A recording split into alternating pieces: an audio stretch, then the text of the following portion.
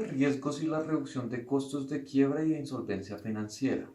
Se dice que una empresa entra en insolvencia financiera cuando sus ingresos no alcanzan a cubrir sus gastos fijos. Una insolvencia financiera difícil puede desembocar en la quiebra directa de una empresa, lo que naturalmente conlleva costos de liquidación y a otros costos directos. Cuando la exposición de los riesgos financieros es importante, teniendo en cuenta el tipo de cambio, las tasas de interés, precios de commodities, su no cobertura unida a movimientos adversos de estos factores de riesgo pueden llevar a la empresa a la insolvencia financiera y a la quiebra, o al menos contribuir a ello. Un ejemplo que nos puede ayudar a explicar lo anteriormente expuesto es el caso de la empresa inglesa Lawyers Airways, creada en Inglaterra por Freddie Lawyers en los años 80 y basada en la oportunidad de negocios surgida al amparo de la fortaleza de la libra esterlina frente al dólar estadounidense.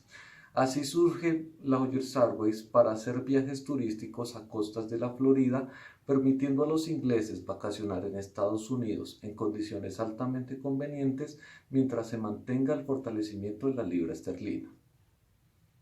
La empresa adquiere aviones DC-10 en base al endeudamiento con el dólar, con el Export-Import Bank en dólares, en circunstancias que los ingresos son en libras esterlinas. Por otro lado, la flota de aviones usa un combustible que en los mercados internacionales se transa en dólares, lo que enfrenta a la empresa al riesgo de variación de los precios del commodity del petróleo.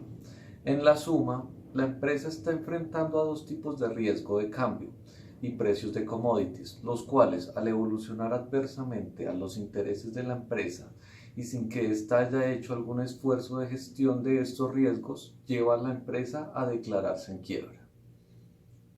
En esta situación, una cobertura de los riesgos pudo reducir la volatilidad de los flujos de caja y por consiguiente la probabilidad de que la empresa entre en insolvencia financiera.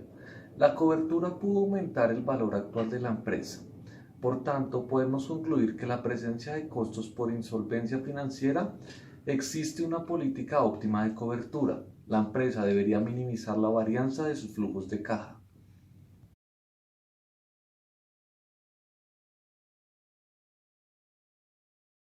Segundo punto importante son las coberturas tomadas por los accionistas, que no es un sustituto eficiente en la cobertura de la empresa. Las coberturas que toman los accionistas no es un sustituto eficiente de la cobertura realizada por la empresa por las siguientes dos razones. Primera, los accionistas normalmente tienen mucho menos información que los ejecutivos de la empresa acerca de los riesgos financieros que ella enfrenta. Este conocimiento impreciso de las posiciones de riesgo se van a traducir en que las coberturas de los accionistas van a ser mucho menos efectivas que las coberturas de la empresa. Cuando la información es asimétrica, los ejecutivos aplican estrategias de cobertura de riesgos para transmitir información que permita a los mercados de capital valorar adecuadamente sus habilidades de gestión directiva. Según Marzo y Toffee, desarrollan un modelo teórico en que las actividades corporativas de cobertura reducen los ruidos que rodean el juzgamiento de la efectividad gerencial. De esta manera, mejora el contenido de la información revelada por la empresa acerca de sus utilidades. Como segundo punto, son los accionistas que individualmente no pueden comprar contratos que cubran perfectamente los costos de la agencia. Esto quiere determinar que los ejecutivos de la empresa tienen mejores oportunidades para diseñar e implementar mejores estrategias de cobertura que los accionistas individuales. Punto es la cobertura que reduce los costos de agencia. Los costos de agencia corresponden a aquellos que se originan en el conflicto de interés que se plantea entre los accionistas, los tenedores de bonos y los ejecutivos de la empresa. Estos costos de agencia pueden afectar la cuenta de remuneración de la empresa, la elección de los proyectos de inversión y el endeudamiento. La cobertura, al reducir la volatilidad de los flujos de caja de la empresa, puede reducir los conflictos de interés entre diferentes demandantes de los flujos de caja de la empresa y puede aumentar la capacidad de endeudamiento y reducir el costo de capital. Un primer conflicto de interés es aquel que surge entre los ejecutivos de la empresa y los accionistas. La fuente del problema es que a través de la remuneración y planes de incentivos, la riqueza de los ejecutivos depende en gran medida del desempeño económico de la empresa. Veamos un ejemplo de esto. En una empresa que está altamente endeudada, que está cerca de enfrentar problemas financieros, los accionistas pueden estar interesados en aceptar proyectos riesgosos, aun cuando el valor presente del proyecto sea negativo, puesto que el valor del patrimonio también aumenta. Aun cuando el valor total de la empresa baje, obviamente esta situación afecta la posición de los tenedores de bonos, quienes, en previsión de estos conflictos potenciales de interés, pueden ajustar a las condiciones de sus préstamos. La cobertura, aparte de reducir el riesgo de insolvencia financiera de la empresa, también ayuda a reducir los impuestos esperados, ya que disminuye la volatilidad de los ingresos futuros antes de impuestos y las sumas de dinero a pagar por dichos impuestos, lo que aumenta el valor de la empresa.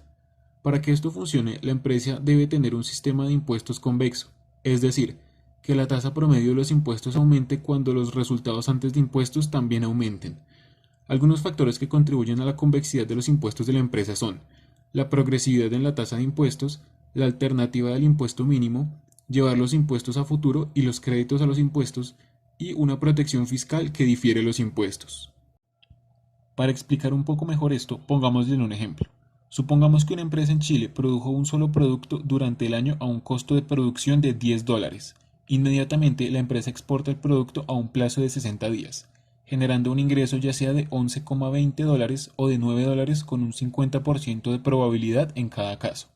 El ejercicio nos pide hallar los beneficios esperados de la empresa después de impuestos sin ningún tipo de cobertura, y luego hallar los beneficios esperados después de impuestos suponiendo que la empresa mediante un forward vende el ingreso de la exportación por un precio de $10,10.